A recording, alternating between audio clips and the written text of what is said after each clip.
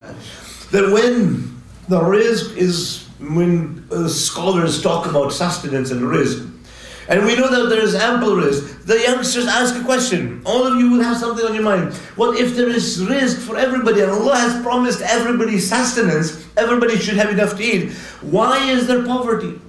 Why is Africa suffering?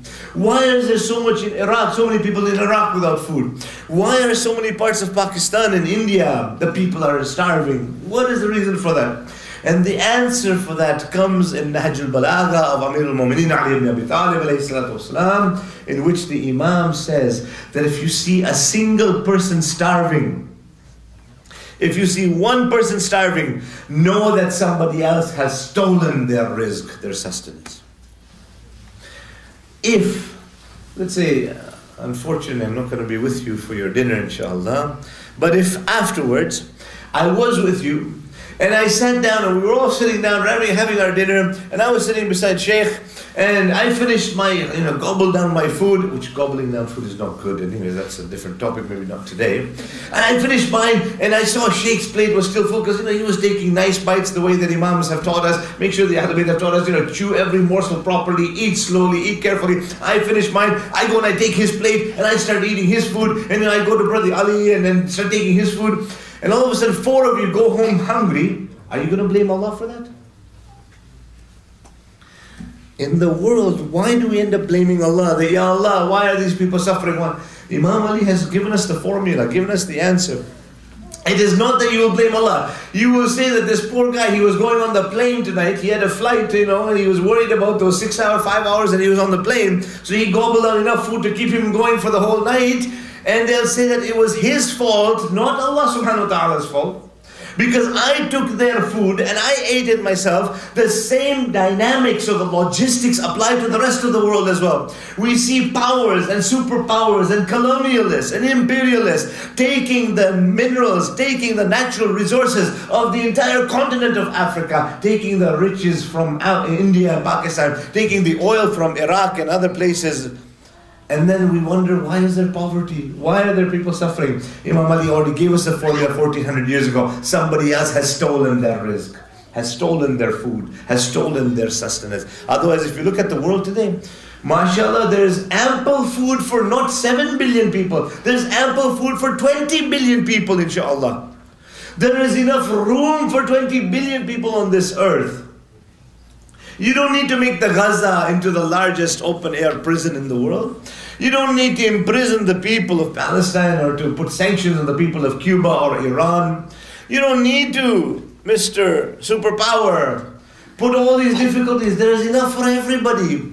But the problem is that we have got greed, and that greed, the imperialistic greed or the colonialistic greed, causes people to want more and more and more. And that is why one of the founder of India, the Mahatma Gandhi, was quoted as saying that God will look after your need, He will not look after your greed.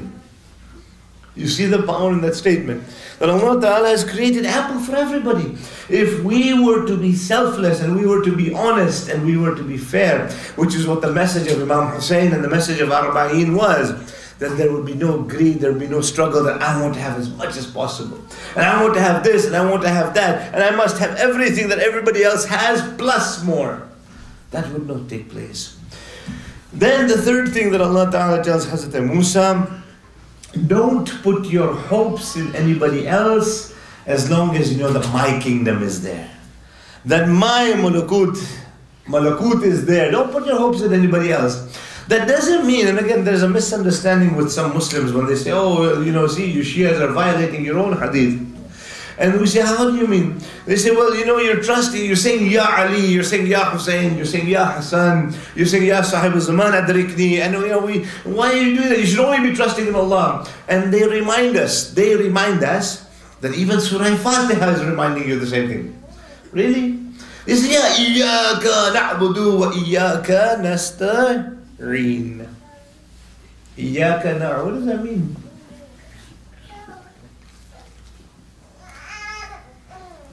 The 12 days of Muharram, I thought I awoke all of you guys, right? I really thought you're going to respond, you're going to reply, and you'll be able to reach a point where you can finish my statements. Muhammad, there's a problem. I'm going to go to my flight again early now. What's salawat upon Muhammad and Ali Muhammad? Allahumma salli ala Muhammad wa ali. Iyaka na'budu wa iyaka nasta'een. We worship you, O Allah, and we seek help from you. Listen to my wording of the translation, and my Arabic speaking brothers, feel free to correct me if I am wrong, please. And this is not my first language, so I'm just sharing some of my teacher's thoughts, inshallah, with you. And you will know that Iyaka na'budu has got a very different meaning. If I am at home, alone, at the time of Fajr, or at the time of Isha, and I'm doing my salat alone, I should be reciting Iyaka a'budu wa Iyaka asta'een. Ya Allah, I am praying to, I am worshipping you, I am seeking help from you. What will happen if I do that? Namazes? Out the window. Do it again, repeat it. You're wrong. I think Sheikh has to get used to me still, right? Because I don't want to put him on the spot. You know. Forgive me, Sheikhana. In your presence I am speaking, please forgive me, May Allah give you ajr for being patient and listening.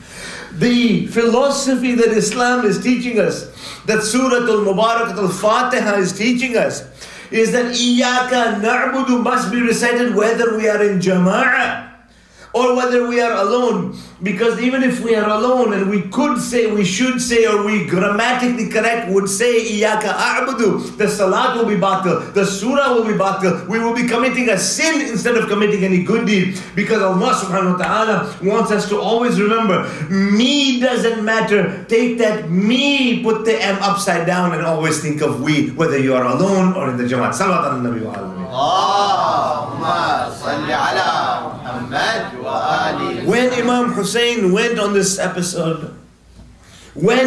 this journey, he was not thinking of himself. You can see the whole tragedy of Karbala. And when we remember that 40th, when we remember Arba'in, the tragedy reminds us that the Imam could have had a very easy life. The Imam could have had it very simple. The Imam could have done bay'at on Yazid's hand and everything would have been fine, everything would have been just Jim Dandy and everything would have been okay.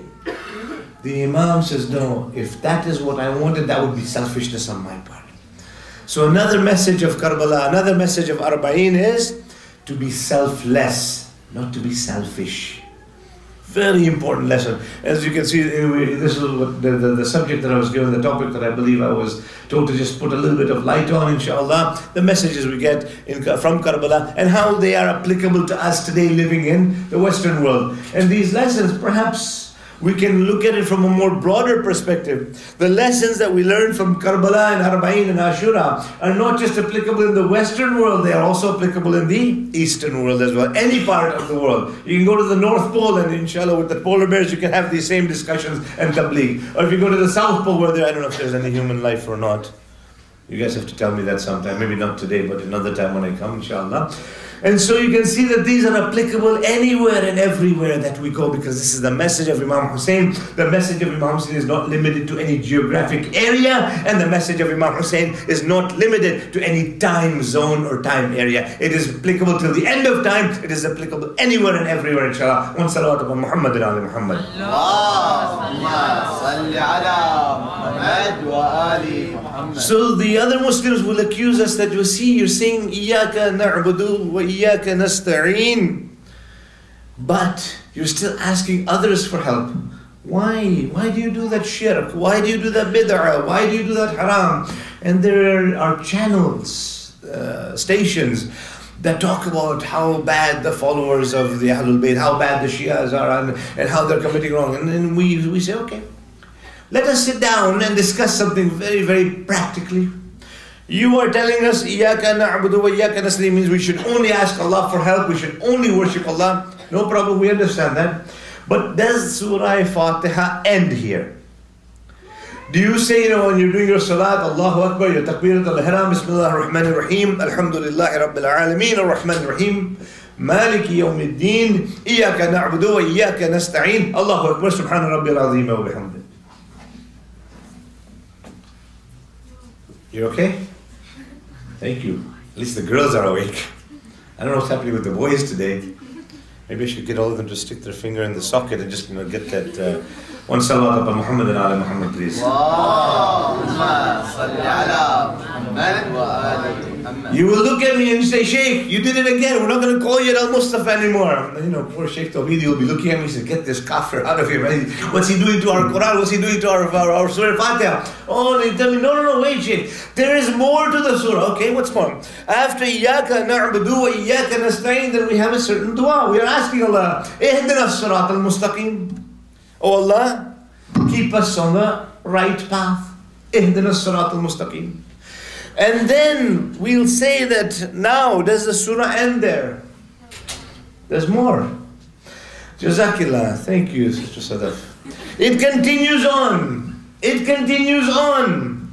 Now this is where we get so much answer. We get so many answers to address those who are opposing us, having dialogue with us, those who are trying to put us on the spot. What do we say? Ihdina as-sirat al-mustaqim, sirat al-ladhina an'amta alayhim, sirat al-ladhina an'amta alayhim. What does al-ladhina mean? My Arabic brothers are here. This is your mother language, your mother tongue. You will know it refers to the path of those whom. Jazakillah. Now, Alladhina. Alladhina, can it be referring to Allah? No. Jazakallah. My heart almost stopped there. If somebody would have said yes, we're all in big trouble.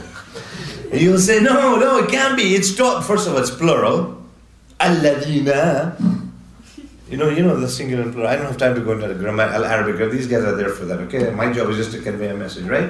Inshallah, bi'idhnillah, if Allah gives me the ability. And so we know that it is referring to some people whose path we are asking for, who have got a connection with Sirat al-Mustaqim, who are the ones that are included in Iyaka na'budu wa Iyaka nasta'in. The link in Surah Fatiha is one after the other. It's not interrupted. It is a continuous link, right? You just told me that. If I recite half a surah, I have committed wrong. So now we are very clearly saying that we want the path. Sirat al-ladhina an'amta alayhim. We are praying in Surah Fatiha, in our salat, in our wajib ibadat. We are asking for the path of certain people, certain individuals. So right away, we are diverting away from Allah subhanahu wa ta'ala and praying to be on the path of certain people that Allah subhanahu wa ta'ala has put His ni'mat on, His blessings, His grace. Everyone is with me so far so good? Now, we can ask our Muslim brothers, when was Allah's grace revealed, sent upon? And we are told when we open the Quran al-Majid to Surah Al-Ma'idah, when Allah subhanahu wa ta'ala, amongst the last verses of the Holy Quran al-Majid, Allah ta'ala tells us, Al-yawma akmaltu lakum deenakum wa atmamtu alaykum ni'mati wa raditu lakum al-Islam dinan. On that day, we have completed our favors upon you. Yani the ni'mat was completed, the favors of Allah were completed, the religion was perfected, and Allah says, wa raditu lakum al-Islam Adina. I have selected Islam. So we know that when the Prophet lifted Ali ibn Abi Talib and said that Man kuntu mawlahu fahadha Ali al-Mawla, who's ever Mawla I am, this Ali is their Mawla. When Ali's wilayat was announced on Ghadirakum, then at that time the ni'mat of Allah came down. And so we are asking for the ni'mat of Allah, the path of those upon whom Allah's ni'mat is. One salawat upon Muhammad and ala Muhammad.